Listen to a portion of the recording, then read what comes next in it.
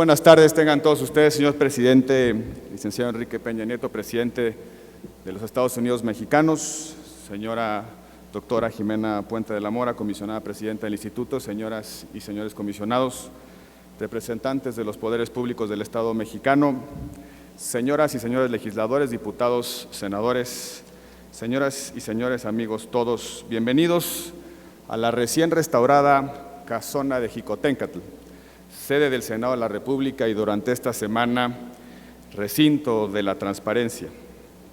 Es innegable que la política pasa por tiempos difíciles. Según Latinobarómetro, el 34% de los ciudadanos de nuestro hemisferio ya no confía en la política. Con razón, los ciudadanos han dejado de confiar y de creer que la política les es útil, que sirve para cambiar su realidad o mejorar sus condiciones de vida. La política se ha vuelto sinónimo de privilegio, de conflicto, de abuso. Pocos nos describimos ya como políticos, si no es que estamos llegando al extremo de utilizar esa etiqueta como un insulto.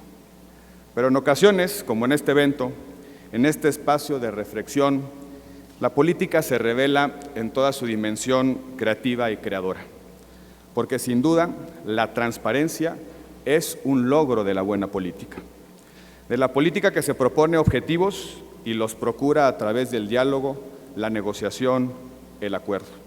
De la política que no se detiene en el paso posible, sino que insiste en subir otros peldaños en la inacabable tarea de alcanzar lo deseable. De la política digna, en la que reconocemos la aportación del otro, la verdad y la razón del otro, y por eso compartimos y sentimos como propio el resultado. Esa es la historia de la transparencia en México, el esfuerzo de la política, de los políticos y los no políticos, de las instituciones y de la sociedad por reconocer y hacer valer un derecho humano. Hace poco más de 10 años, antes de 2003, era francamente imposible saber cómo funcionaba el gobierno, cuánto y cómo se gastaba, cómo se tomaban las decisiones de política pública.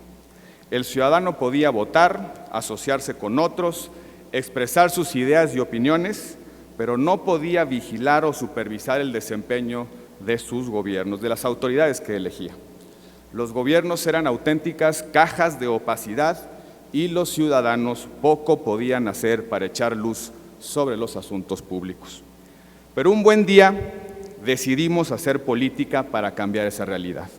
Empezamos con una ley federal que abrió el acceso a los ciudadanos a la información pública y que obligó a las instituciones a generarla, conservarla y ponerla a disposición de cualquier ciudadano.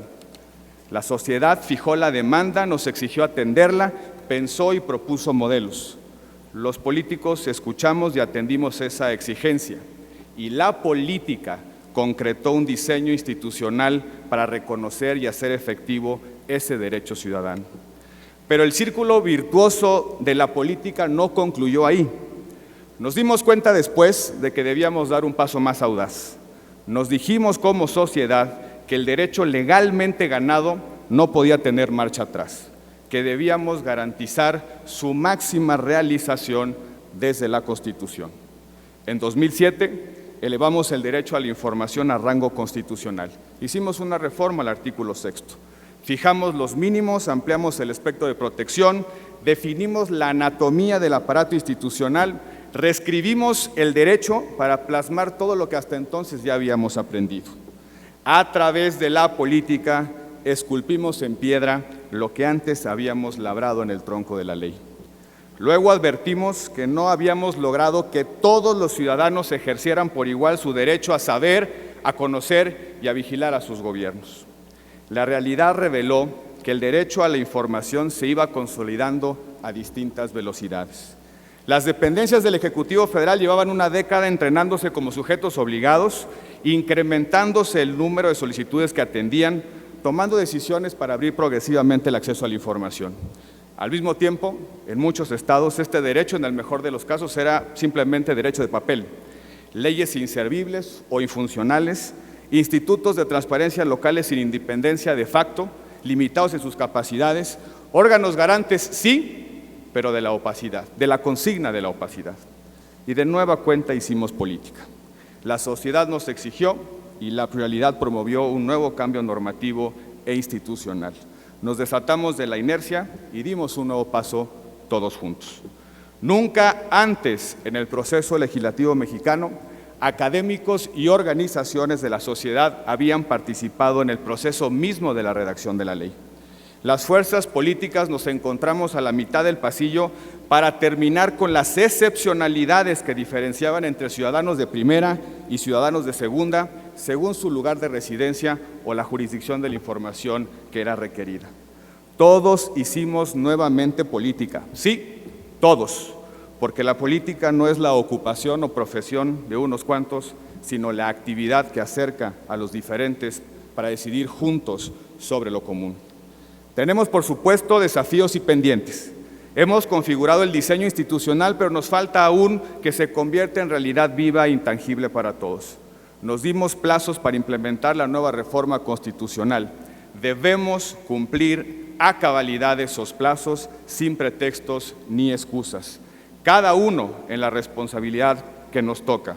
En la nuestra, desde el Senado, hacemos el compromiso de que este año legislativo cumpliremos con nuestras obligaciones y de que lo haremos bajo la lógica de Parlamento abierto con la que trabajamos la Ley General.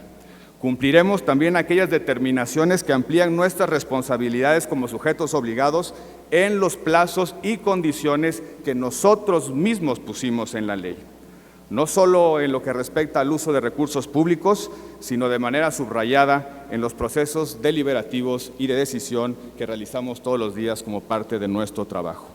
Este año será determinante en la ampliación, evolución y fortalecimiento de la transparencia en nuestro país. Acataremos esas obligaciones con sentido de responsabilidad, pero sobre todo con visión de Estado.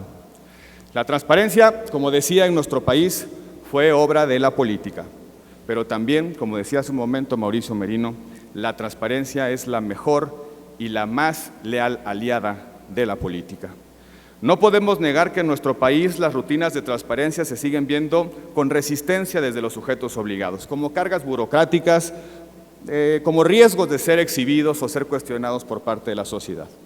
¿Cuántas veces abrimos los medios de comunicación, nos encontramos una nota en la que revela nuestros excesos, nuestros defectos, las acciones u omisiones y optamos por el atrincheramiento defensivo?